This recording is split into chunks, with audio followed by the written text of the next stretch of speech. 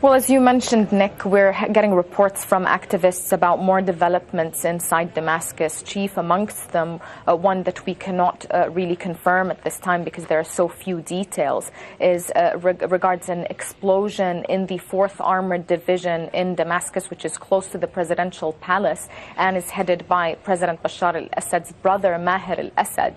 There are very few details, as I mentioned, but this armored division is a very important one. It's sophisticated. It is in charge of special operations as well, and very feared by people in Syria.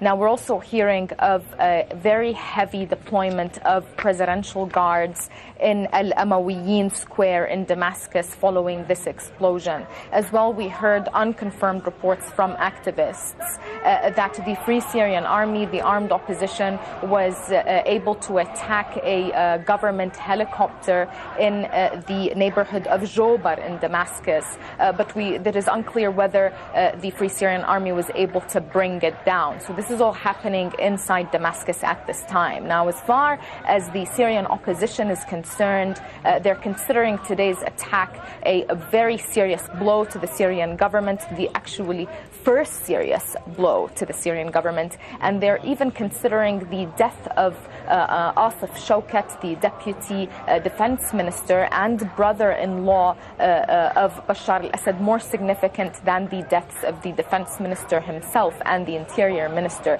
That's because Asif Shaukat, as a relative to Bashar al-Assad, who is married to Bashar's older sister, Bushra al-Assad, enjoys a lot of power inside Syria and is very close to the government, and activists say is in charge of many of the military operations that are involved in the crackdown against protesters in Syria since the start of the uprising. So certainly opposition activists consider these deaths, and especially the death of Asif Shaukat, very significant.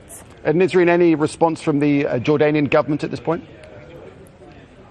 Not really, and not yet. I think it's a bit too early, and I think the Jordanian government has been very worried in the last 16 months about what it says, what it says in terms of comments on Syria. It is very close to Syria. It's receiving the bulk of Syrian refugees who are fleeing to Jordan right now. There are over 150,000 Syrian refugees in Jordan, and Jordan is very scared of any kind of escalation with Syria due to the proximity. It knows that Syria has a lot of warehouses where it stores chemical and biological weapons, especially in the south, which is very close to the northern border. So it is very afraid of commenting or giving its opinion on what is happening inside Syria, especially that Jordan may suffer from more unrest and more protests locally.